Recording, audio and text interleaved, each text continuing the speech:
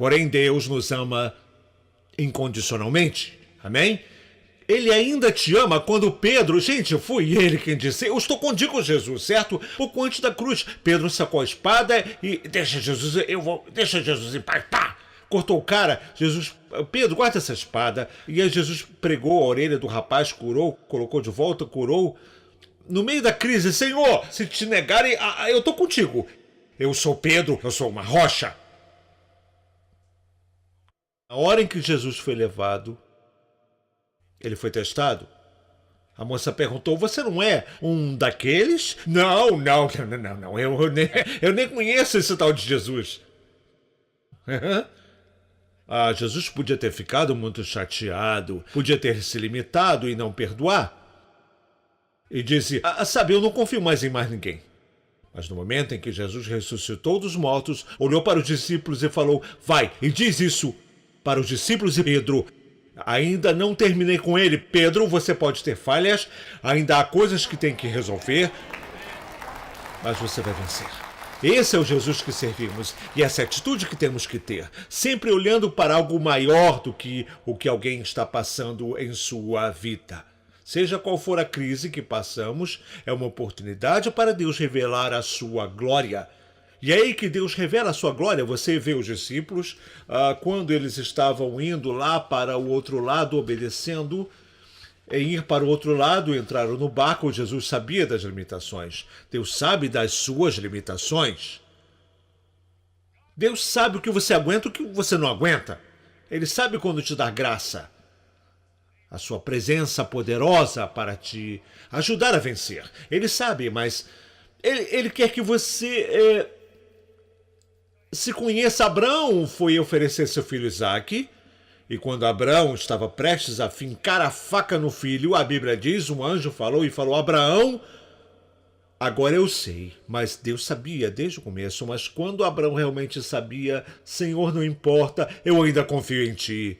Mesmo que eu tenha que abrir mão do que eu pedi a Deus todos esses anos, e agora eu tenho que abrir mão, ele diz, eu gosto de você, moço. E Deus fez aliança com Abraão e Deus revelou a sua glória para Abraão porque Abraão estava disposto a fazer o que Deus mandou.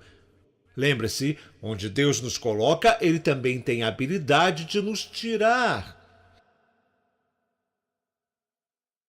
Onde Deus te coloca, ele também pode tirar. Lembre-se, ele é Deus. Podemos tomar uma decisão, Deus é Deus e nós não. Sou apenas um vaso em suas mãos.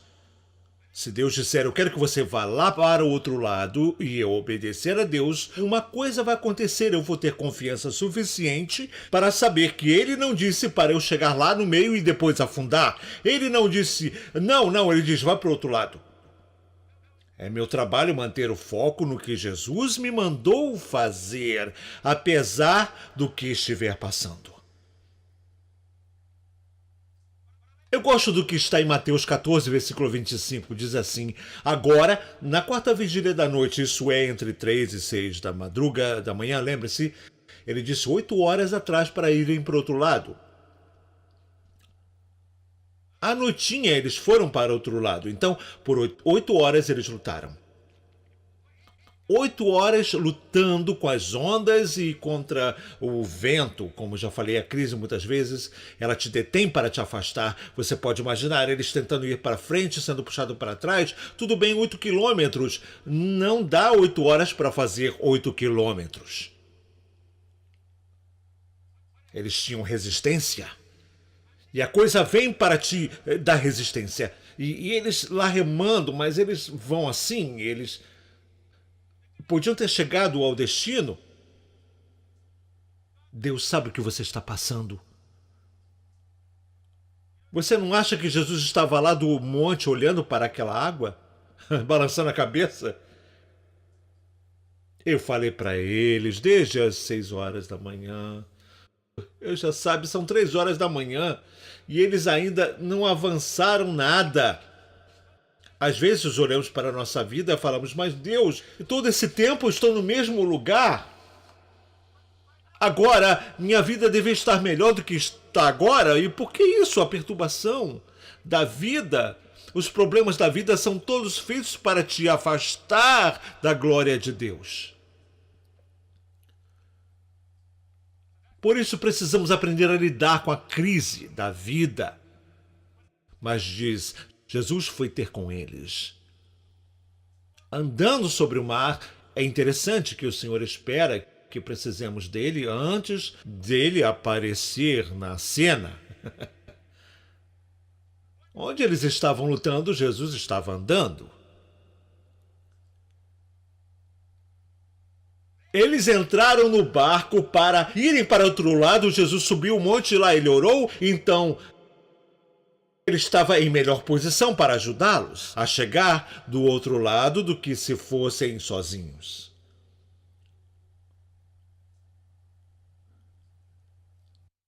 Jesus estava andando sobre as águas. No versículo 26, os discípulos, ao verem-no andar sobre o mar, ficaram apavorados. E é o que acontece quando você está no meio de alguma coisa, ela revela o seu caráter.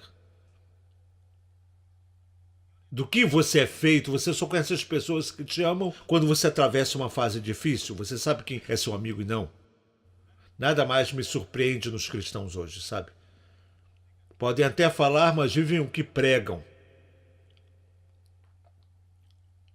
É fácil desistir, é fácil acreditar. Quero que tudo seja legal, isso não é vida. Sempre querendo olhar o que foi em vez do que está por vir. Os discípulos não tinham uma imagem clara, porque quando Jesus foi até eles andando sobre as águas, mostraram que tinham um problema ao dizer, é um fantasma, eles gritaram de medo. Era medo? Medo de quê? Afogar. Medo de quê? Do barco virar, nós vamos perecer. Focamos mais no que vamos perder do que aquilo que vamos ganhar. Na crise, não olhe o que está perdendo, veja o que você vai ganhar. Amém? Os discípulos não tinham uma imagem clara. Que tipo de imagem temos em nossa mente quando temos dificuldades na vida? Quando as coisas que você diz que crê não se alinham,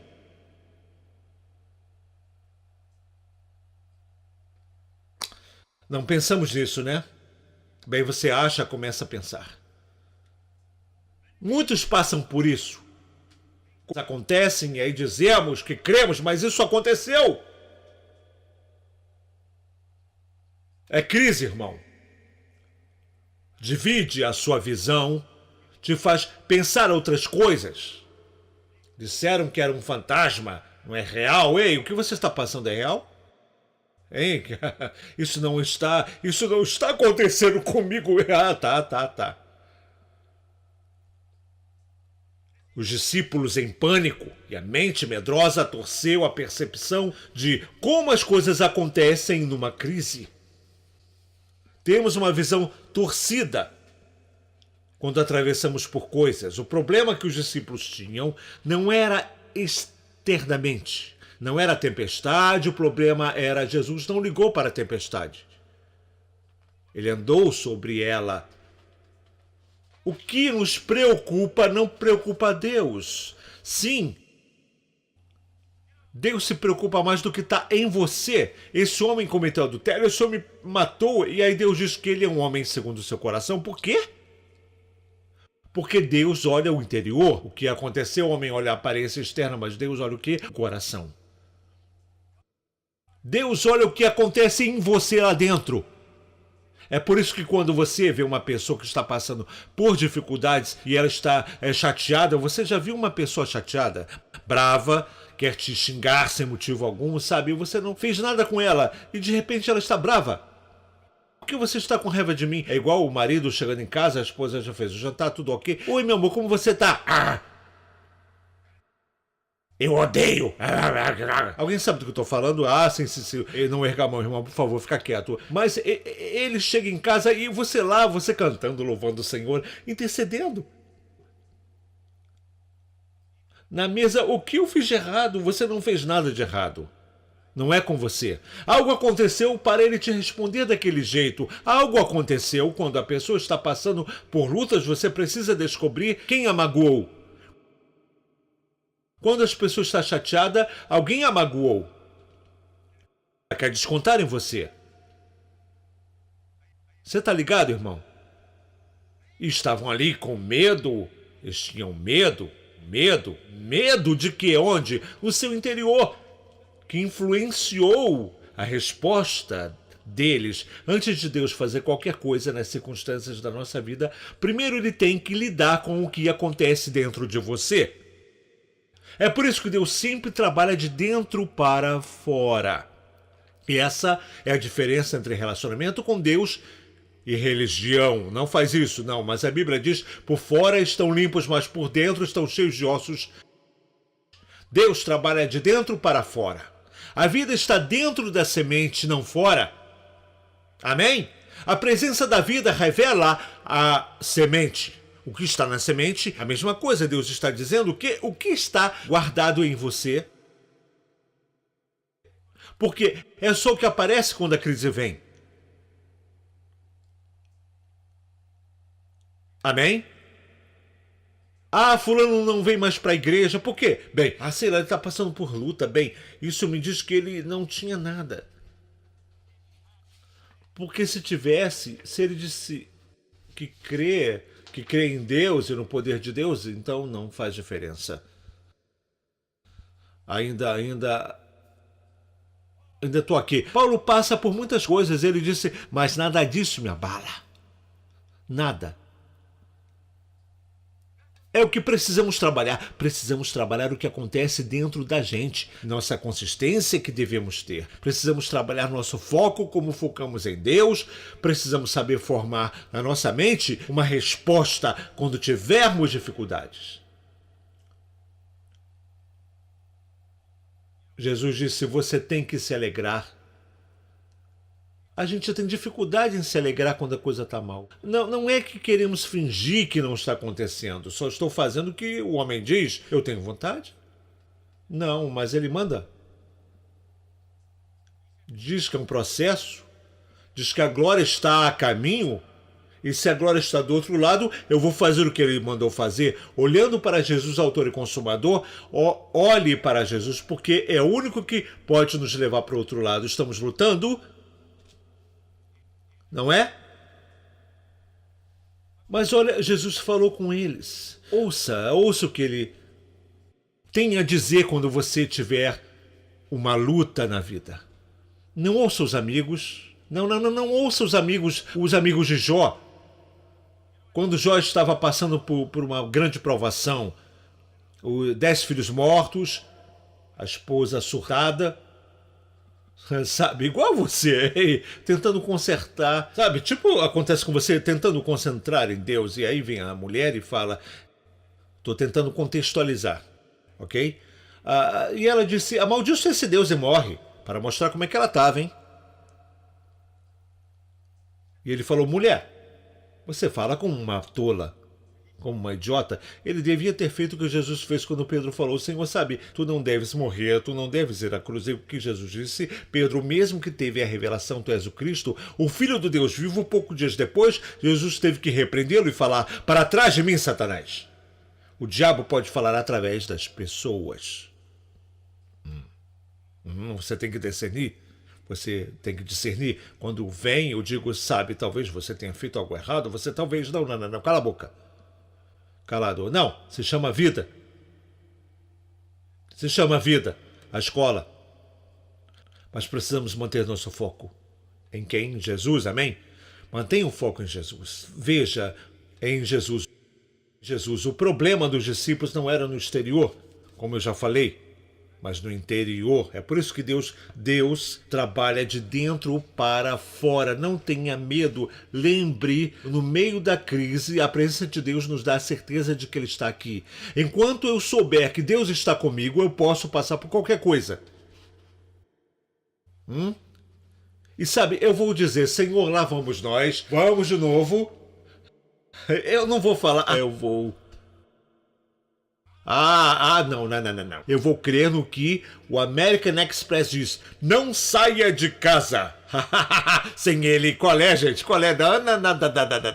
Eu não vou sair do mundo. Eu não vou entrar num avião. Eu não vou fazer nada sem o Senhor do meu lado.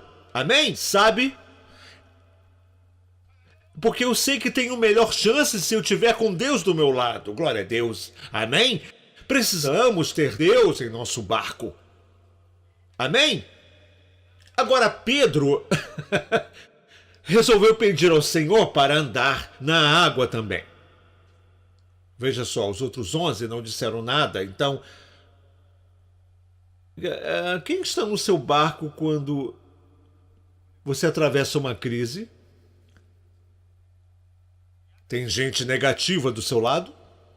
Tem críticos no seu barco? Se eles estiverem, você sai dele. Amém? Para chegar onde você quer, você tem que sair da zona de conforto. Arrisca quando você lida com o Senhor. Servir a Deus é um negócio arriscado. Eu estou lendo a palavra, a Bíblia fala sobre dar. Eu nunca esqueço a primeira vez que eu ofertei. Eu vou dar, glória a Deus. Deus disse que vai abrir as janelas e repreender o devorador. Vou perder? Eu vou esperar o devorador chegar? Aí que eu vou ofertar, de repente a máquina quebra? É tipo... em você, sabe do que eu falo? Certo? Sabe, é sinal de que estou no caminho certo. Alguém sabe do que eu falo? Mas não é sinal de que estou no caminho quando eu digo, Deus, tu terás a glória. De algum jeito, o seu poder vai se manifestar. Então Pedro, ele saiu do barco, ele estava disposto a correr um risco. Na crise você tem que arriscar. Talvez você precise fazer algo. Se continuar fazendo o que sempre faz, vai continuar na mesma. O que você faz para entrar numa crise, você pode usar para sair. De alguma forma você tem que entender, certo? Essa coisa, ok, tem que haver algo. Alguma coisa, tem que fazer. É a pergunta que você tem de fazer a si.